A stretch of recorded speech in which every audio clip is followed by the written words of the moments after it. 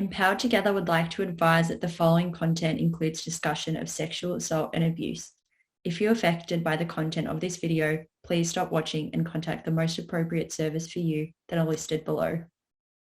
Hi all, my name's Rachel and I'm one of the facilitators here from Empowered Together. And I'm Claudia, one of the other facilitators at Empowered Together. My pronouns are she, her. My pronouns are also she, her. Before we get started, I'd like to acknowledge the traditional custodians of the land we meet on today, the Wurundjeri people. We wish to pay our respects to their elders, both past, present and emerging. We also want to let you know that this video contains content of sexual assault and some viewers may find this disturbing. So Empowered Together, we are an organisation run by young people for young people. We deliver workshops around consent to our schools around Victoria. By delivering these workshops and by having these conversations, we empower young people to understand their rights and responsibilities, and in doing so, prevent sexual assault before it happens. This video is the first in a video series from Empowered Together. Today we're going to be talking about the topic of asking for permission. So Rachel, what is asking for permission? Asking for permission is exactly that, asking before doing something. So before one person does something, they ask the other person if they're happy and comfortable to proceed. A person may respond by nodding, by smiling, giving a thumbs up, or they may say something like, I'm not sure, or not really. In that case, permission is not given. I also want to emphasise that it's completely okay to say no when asked for permission. It's a completely legitimate response. On the flip side, there's absolutely nothing to be embarrassed about if someone says no in response. Why is asking for permission important? Asking permission is important because it shows consideration and respect to the other person. So even if I think my mum will be okay with me taking her phone charger and using it without asking her beforehand, it is still the right thing to do to ask regardless, because that shows her more consideration and respect than the alternative. Another very important reason why asking permission is important is because in some circumstances it's actually illegal to proceed without obtaining another person's permission. So to give a very obvious example, if Sally takes her neighbour's car without asking her neighbour beforehand for permission, that's theft. Sally's just stolen a car. And if Sally touches Gabby's breast or thighs without Gabby's permission, that's sexual assault. So Sally has just assaulted Gabby. When do we need to ask for permission? We need to ask for permission whenever it's important that another person is comfortable with our actions. So for instance, before I borrow your book, I will ask your permission. If I wish to pet a dog, I will ask the owner's permission before I do so. And if I want to buy my mum's charger, I will ask my mum before I do so.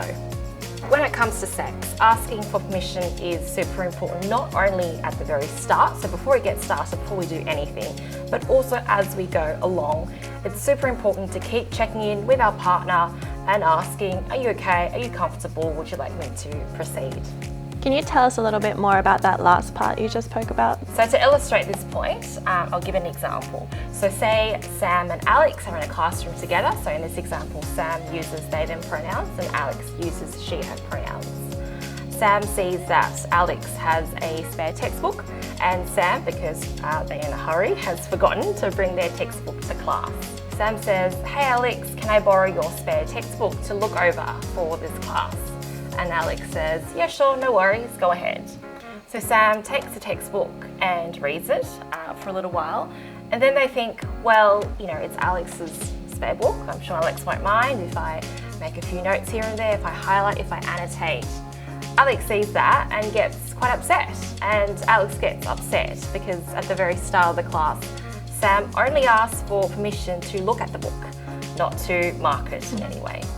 So what could Sam have done instead? So before Sam started highlighting and annotating in Alex's book, they could have said to Alex, oh hey, I can see this is your spare textbook. Is it okay if I highlight and annotate it? And if Alex said, oh yeah, sure, I don't mind, then Sam would have been well within their rights to go ahead and do what they did.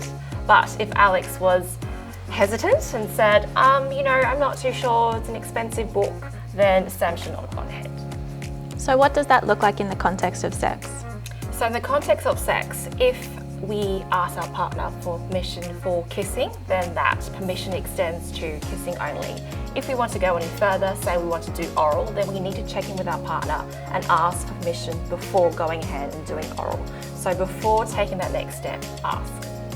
And again, just reiterating what was said earlier in the video, saying no is a perfectly acceptable and perfectly legitimate response. We can say no at any point, including after we've initially said yes. If we change our mind at any point, if you feel uncomfortable with the act, if you feel uncomfortable with our partner's behaviour, if you feel uncomfortable with the situation just generally, it is well within our rights to say, I'm not okay with it, I would like to stop. It's also completely normal to get no as a response. There's nothing to feel ashamed or awkward or embarrassed about. It's also really important to remember that asking permission is not just limited to sex with new partners. It's also really important to ask permission with our existing partners as well. Yeah, absolutely. That's a really important point to remember. Well, that's a wrap on this video. Thanks for watching. Stay tuned for more videos with Empower Together where we dig deep into the topic of consent. And don't forget to like, share and subscribe. We also have a Facebook and Instagram, a website, a blog and an email newsletter. So please don't be shy, get in touch. We love having conversations around these issues. Well, that's it from us. Our fellow facilitators will see you in the next video. Bye for now.